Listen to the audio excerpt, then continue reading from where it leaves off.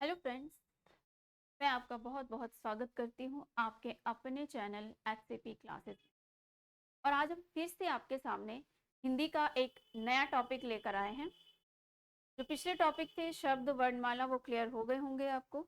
उसी से हम आगे बढ़ते हुए अपने सफ़र को जारी रखते हैं और उम्मीद करती हूँ जितना साथ आपने अभी तक दिया है उस साथ को आप और बढ़ाएंगे। ठीक है, जो भी वीडियोज़ बनाती हूँ उस पर लाइक कर दिया कीजिए, थोड़ा मोटिवेशन मिलता है कि हमें और अच्छी वीडियो बनानी। अगर कोई सजेशन भी है तो आप कमेंट बॉक्स में डाल सकते हैं। ठीक है, आपके सजेशन को पूरे पूरे तरीके से सॉल्व किया जाएगा। अगर आपको कोई प्रॉब्लम है तो उसको सॉल्व किया जाएगा, लेकिन अब हमें पता ही नहीं चलेगा कि आपको प्रॉब्लम क्या है, तो हम उसको कैसे सॉल्व करेंगे। ठीक है, इस क्लास को और बेहतर बनाने के लिए आप अपने सजेशंस हमें भेज सकते हैं, उनका बहुत बहुत मैं स्वागत करूंगी।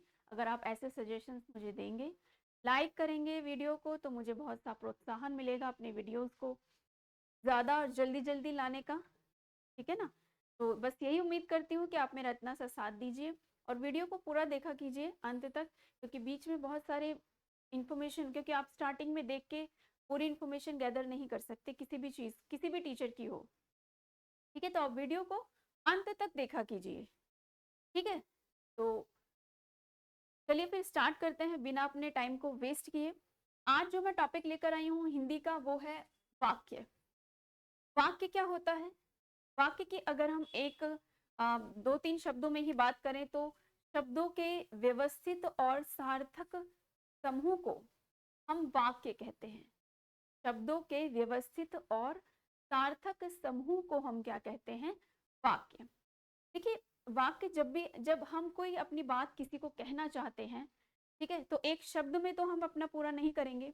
यदि मैं अपना कोई भाव प्रकट करना चाहती हूँ, अपने भाव मैं आपको समझाना चाहती हूँ, तो मुझे वाक्य को एक वाक्य बोलना पड़ेगा, है ना। फिर उसी वाक्य से मैं अपनी बात आपको समझा सकती हूँ। फिर अगर आपको कुछ अपने भाव प्रकट करने हैं तो आप भी क्या एक वाक्य का ही प्रयोग करेंगे।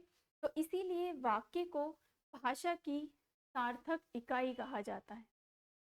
ठीक है, हालांकि वैसे कभी कभार हम शब्दों से भी अपने भाव प्रकट कर सकते हैं, है ना। एक शब्द बोला और सामने वाला समझ गया कि इसका कहने का क्या भाव है। जैसे हम कहते हैं कभी गधा, तो गधा मतलब वो समझ गया सामने वाला कि गधा इस किस परिप्रेक्ष्य में मुझसे कहा गया है।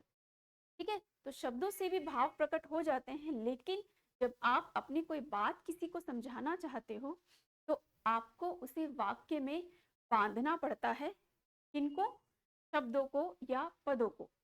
पदों को कहेंगे तो ज्यादा सही रहेगा व्याकरणिक तौर पर, क्योंकि वाक्य क्या है? पदों का, पदबंधों का व्यवस्थित समूह जो किसी सार्थक अर्थ को, भाव को प्रकट करें, उसी को हम क्या कहते हैं?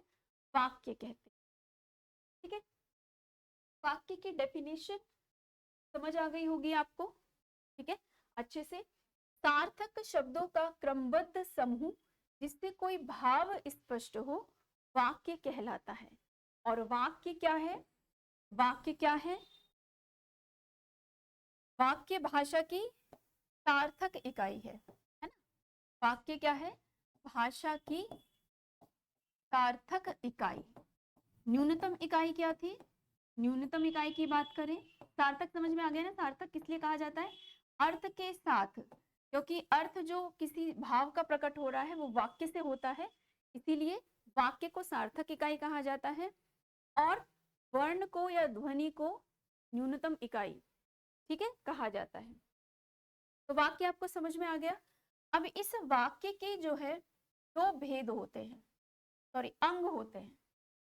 वाक्य के दो अंग होते हैं, यानी कि हर वाक्य में ये दो चीज होनी अनिवार्य है। भाग आप इसको कह सकते हो, अंग कह सकते हो। वो होते हैं, एक तो होता है उद्देश्य और एक होता है विधेय। उद्देश्य जैसे हर सेंटेंस में इंग्लिश में करते हैं ना हम, सब्जेक्ट होता है, एक प्रेडिकेट होता है, तो वैसे ही सब्जेक्ट जो है यहाँ पर वो क्या है? उद्देश्य। ठीक है, इसी को हम सब्जेक्ट कहते हैं। सब्जेक्ट, उद्देश्य क्या होता है? किसी भी वाक्य में उद्देश्य और विधेय दोनों का होना आवश्यक है। अगर उद्देश्य और विधेय नहीं है किसी वाक्य में तो उसे वाक्य नहीं समझा जाता। ठीक है। अगर उद्देश्य और विधेय नहीं है किसी वाक्य में तो उसको वाक्य नहीं समझा जाता। वाक्य को वाक्य बनने के लिए ये दो अंग उसमें होने जरूरी है, पहला उद्देश्य और दूसरा विधेय। प्रकार नहीं है ये, प्रकार अभी हम इससे आगे करेंगे, ठीक है, वर्गीकरण जो करते हैं ये उसके अंग हैं। तो उद्देश्य क्या होता है, जैसे मैंने लिखा कि राम पुस्तक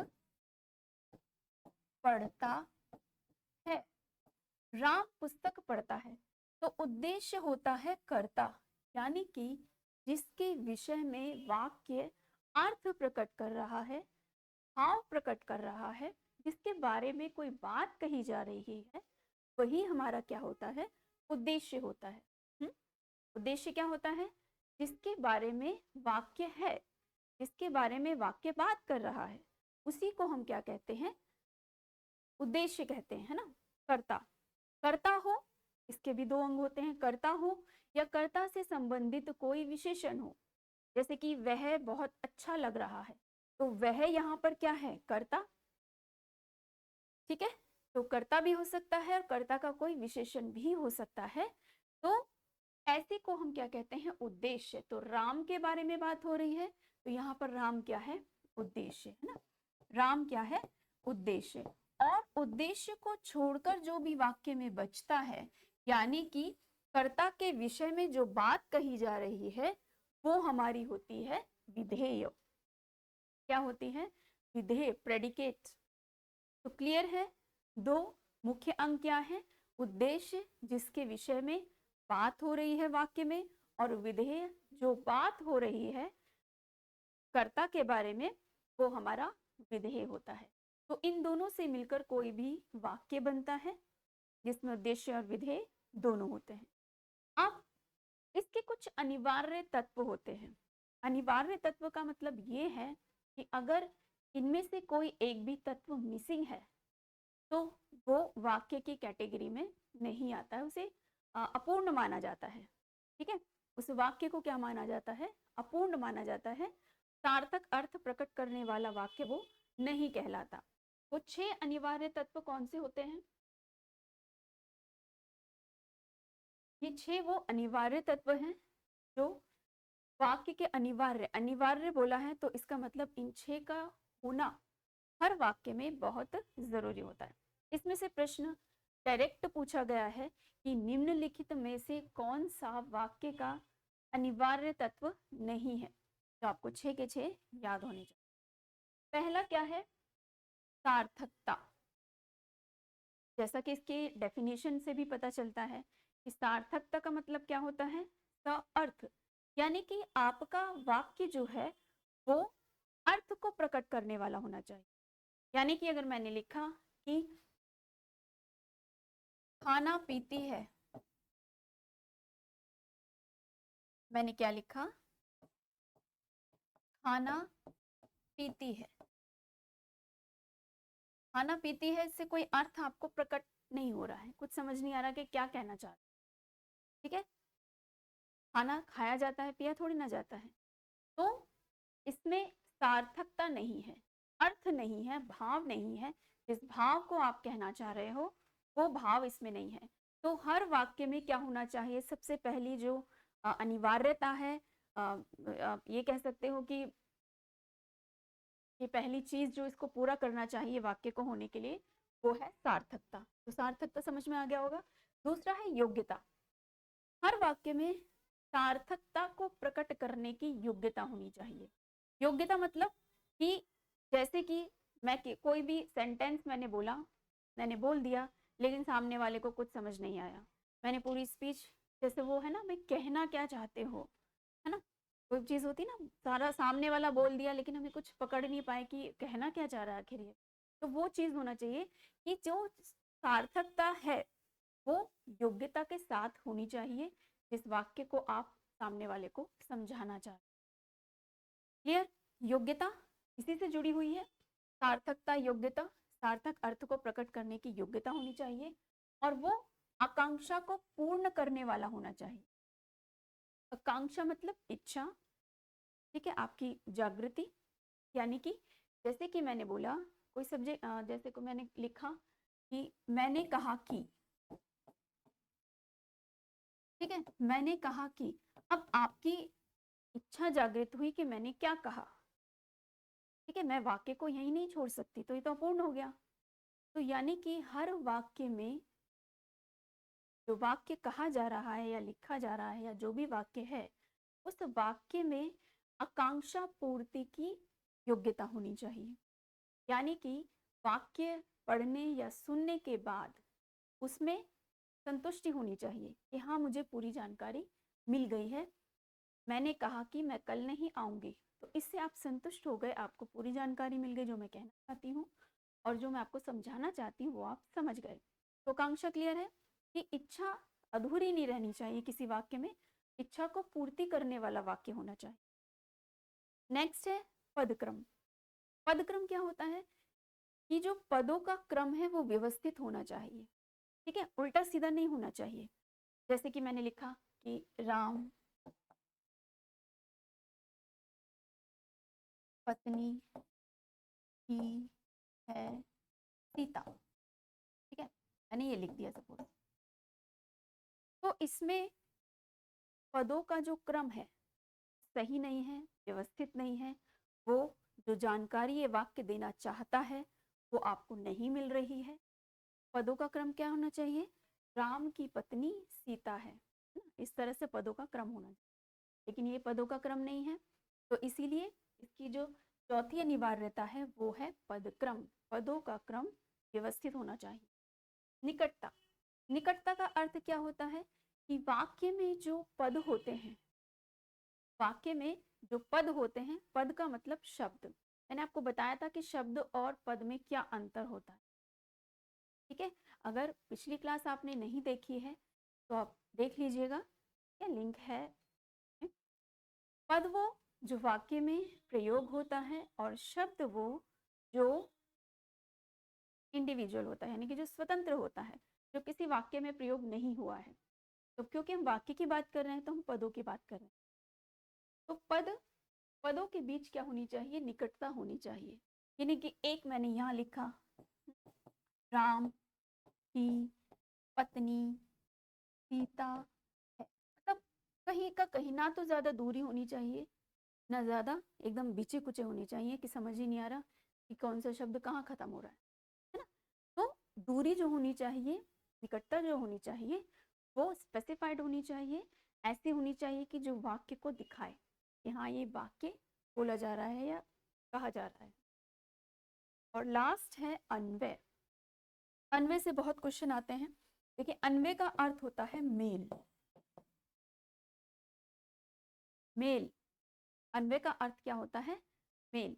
यानी कि अन्वय का ये अर्थ है कि वाक्य में लिंग, वचन, कारक, काल, इन सब का सही प्रकार से प्रयोग होना चाहिए। यानी वाक्य व्याकरण के नियमों के अनुसार होना चाहिए, ठीक है। अब मैं ये नहीं लिख सकती कि सीता खेलता है ना, मैंने उसका लिंग ही परिवर्तन कर दिया, तो ये गलत है, अन्वय को पूरा नहीं करता। सीता खेलती है, तो अन्वय का अर्थ होता है कि आपका वाक्य हिंदी व्याकरण के नियमों के अनुसार होना चाहिए, उसके अनुरूप होना चाहिए।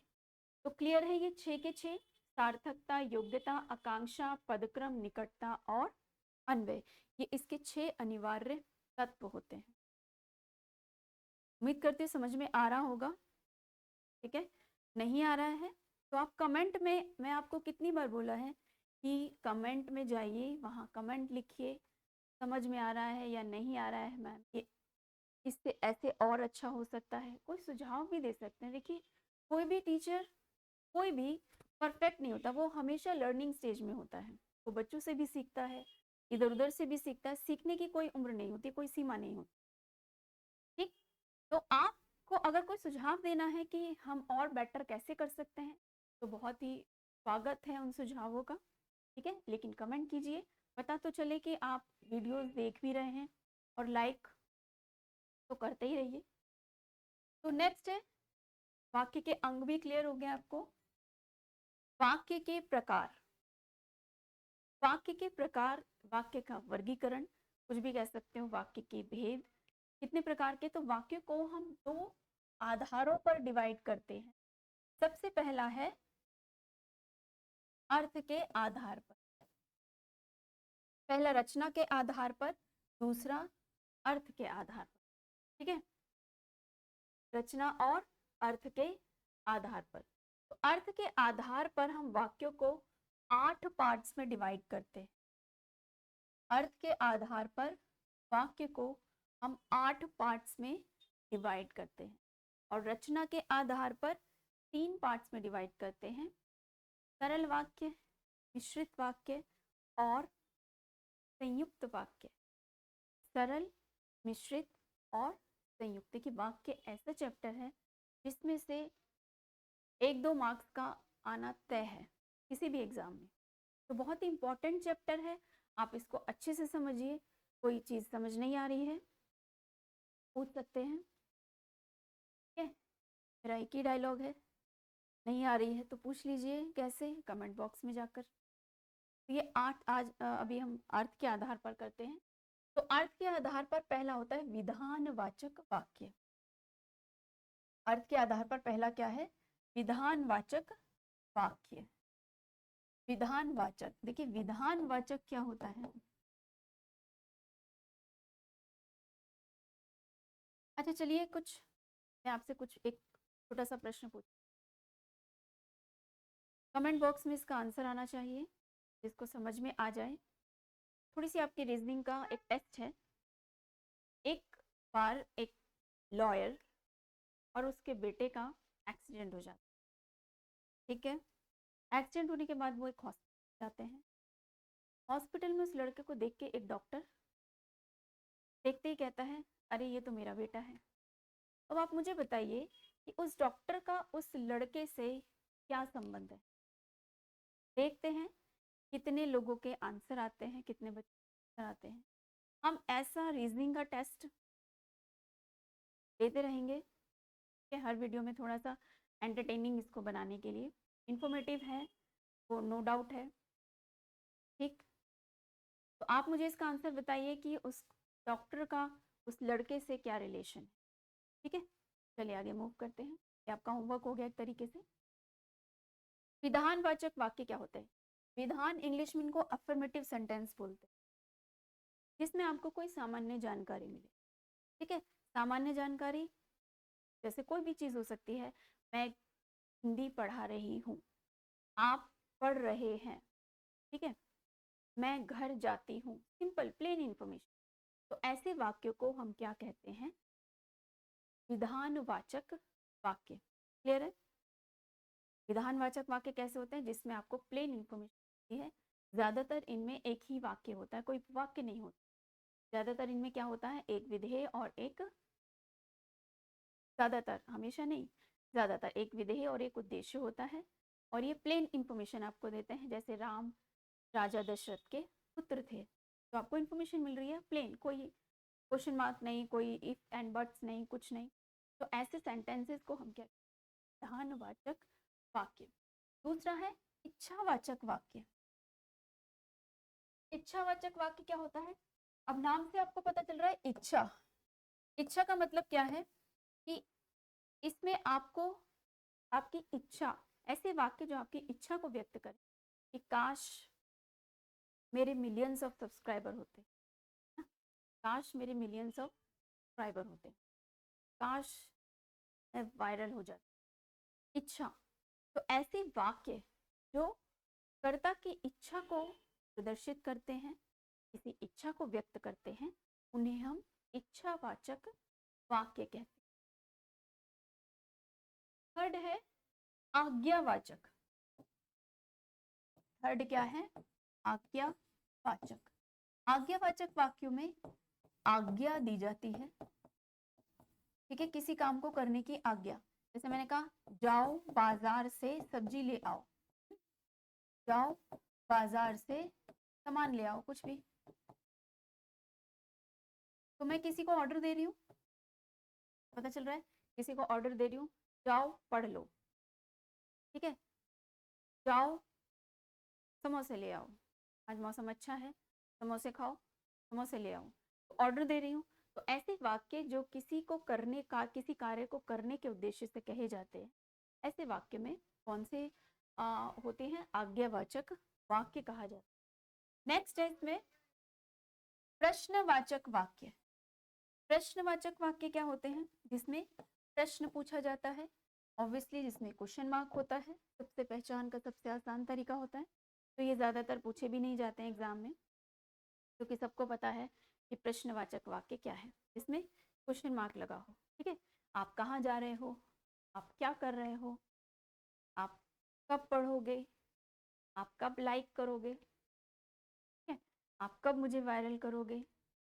तो ये सब चीजें, ये क्या है? क्वेश्चन मार्क, कब, क्यों, कहाँ, कैसे, ये सारे क्या होते हैं? प्रश्न सूचक शब्द होते हैं, जिनका उपयोग किसी वाक्य में होने पर प्रश्न चिन्ह लग जाता है, तो प्रश्नवाचक प्रश्नवाचक वाक्य बन जाते। समझ आ रहा है ना बच्चों?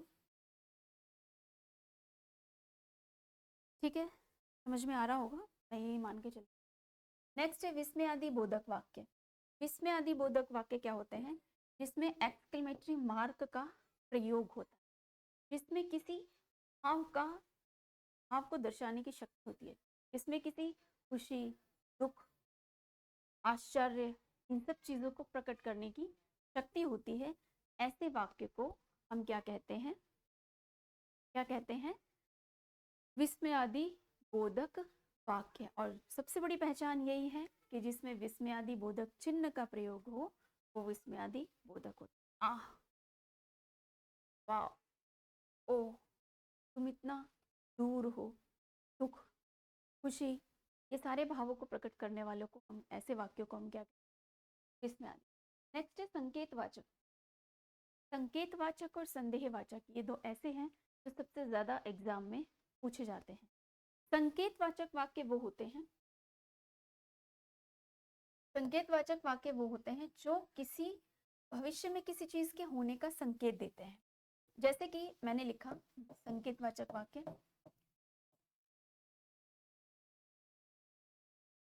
कि तुम पढ़ोगे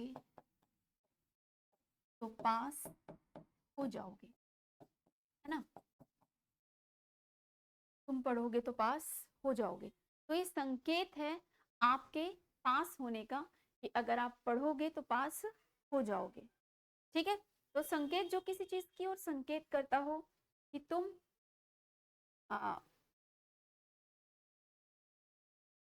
अगर नहीं गए, तो तुम अगर एग्जाम में नहीं बैठे तो फेल हो जाओगे।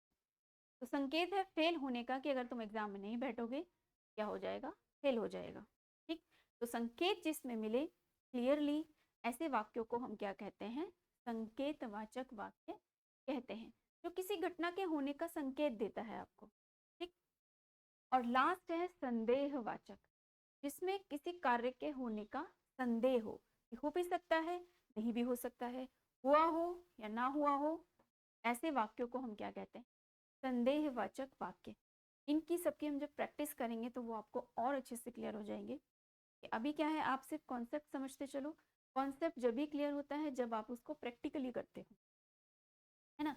आपको समझ में आ गया, आपने बहुत सारा समझ लिया, लेकिन आपने कितना समझा है वो चीज़ क्लियर किससे होगा? जब आप उसके प्रैक्टिस सेट करो। चाहे कोई भी हो, रीजनिंग हो, मैथ्स हो, जीएस हो, कोई भी सब्जेक्ट हो। ठीक है, आप पढ़ते रहो पढ़ते रहो पढ़ते रहो। ऐसे बहुत बच्चे होते हैं जो लगे रहते हैं, पढ़ते रहते हैं, लेकिन प्रैक्टिस सेट नहीं करते। जितना आप प्रैक्टिस करोगे, कहते हैं ना practice makes a man perfect. तो बिना प्रैक्टिस के कोई भी चीज़ क्लियर नहीं होती।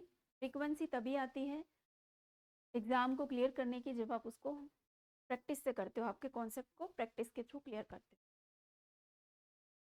संदेहवाचक क्लियर है, जिसमें जैसे कि संभवतः कल बारिश हो जाए, तो बारिश हो भी सकती है और नहीं भी, संदेह है इसमें, है ना? शायद कल वो घर आए, शायद, संभवतः, ऐसे जो शब्द होते हैं वो किस में आते हैं? संदेह में आते हैं, है ना? जैसे शायद, संभवतः। अगर मैं लिखूं काश, काश किस में आएगा? काश मैं मिस यूनिवर्स होती। किसमें आएगा काश? फिर मैंने क्या बताया था, इच्छावाचक। वो मेरी इच्छा को प्रकट कर रहा है, तो ऐसे वाक्य को हम क्या कहते हैं, इच्छावाचक। निषेधवाचक, निषेधवाचक वाक्य क्या होता है, नेगेटिव सेंटेंस। निषेधवाचक क्या, नेगेटिव, इसमें नो मीन्स नो वाला क्या हो, हाँ हो, है ना। नो मीन्स नो, किस मूवी का फेमस डायलॉग है ये भी आप कमेंट बॉक्स में बताओ। तो मैं खाना नहीं खा रही हूँ, मैं पढ़ नहीं रही हूँ, ठीक है। इसमें नहीं हो, ना हो, ऐसे वाक्यों में किस कैटेगरी में आते हैं, निषेधवाचक वाक्य में आते हैं। तो उम्मीद करती हूँ कि आठों के आठों आपको क्लियर हो गए होंगे, समझ में आ गए होंगे, ठीक है। वाक्य के भेद हमने किसके आधार पर किए, अर्थ के आधार पर, यानी कि वाक्य का अर्थ क्या कह रहा है, अर्थ से आप क्या समझ रहे हैं, जो कि 8 प्रकार के पढ़े। विधान जो प्लेन इन्फॉर्मेशन देते हैं, इच्छावाचक जो आपकी इच्छा को व्यक्त करते हैं, काश आप ये होते। आज्ञावाचक जिसमें किसी कार्य को करने के लिए दूसरे को कहा जाता है। खेदवाचक जिसमें कार्य को नहीं करने की क्षमता होती है या नहीं के भाव को प्रकट करता है। प्रश्नवाचक जिसमें, जिस वाक्य में किसी से कोई प्रश्न पूछा जाता है, उत्तर पाने की इच्छा होती है, ऐसे वाक्य को प्रश्नवाचक। विस्मयादिबोधक वाक्य जिसमें कर्ता के भावों को या वाक्य का प्रयोग जो कर रहा है के भावों को प्रकट किया जाता है। संकेतवाचक वाक्य जो भविष्य में होने वाले या पास्ट में होने वाली, पास्ट में होने वाली, जैसे तुम पढ़ते तो पास हो जाते है ना, इसी को अगर हम पास्ट में कर दें, तुम पढ़ोगे तो पास हो जाओगे, तो ऐसे वाक्य संकेतवाचक। संदेहवाचक जिसमें किसी कार्य के होने या ना होने का क्या हो, संदेह हो, ठीक है। तो उम्मीद करती हूँ कि क्लियर हो गए होंगे। ज़्यादा लंबी हम वीडियो नहीं बनाएंगे क्योंकि बच्चे ज़्यादा लंबी वीडियोस देखते नहीं हैं। एक टॉपिक करो, ऐसा करो कि वो एकदम से क्लियर हो जाए, उससे रिलेटेड एग्जाम में अगर पूछा जाए तो आप फटाफट से उसका आंसर निकाल सको। इतनी कैपेसिटी होनी चाहिए। देखिए, क्वांटिटी से फ़र्क नहीं पड़ता, क्वालिटी से फ़र्क पड़ता है। आपने बहुत पढ़ लिया, पूरी लूसेंट पढ़ ली, लेकिन आपको उसमें से याद कितना, कितने क्वेश्चन आप अटेम्प्ट कर पा रहे हैं, that is the main thing, right. तो कम पढ़ो लेकिन अच्छा पढ़ो, ऐसा पढ़ो कि उसमें से अगर कोई क्वेश्चन आ जाए एग्जाम में तो वो आपसे छूटे ना। इसका जो दूसरा भाग है वो हम नेक्स्ट क्लास में करेंगे, ठीक है। उम्मीद करती हूँ आपको वीडियो पसंद आई होगी, समझ में आया होगा, ठीक है। अगर समझ में नहीं आया है, किसी टॉपिक को आप दोबारा पूछना चाहते हैं तो कमेंट में जा कर सकते, ठीक, मैं आपकी प्रॉब्लम सॉल्व करूँगी। थैंक यू सो मच मेरा साथ देने के लिए, और ऐसे ही साथ देते रहिए। धन्यवाद। नेक्स्ट क्लास में मिलते हैं।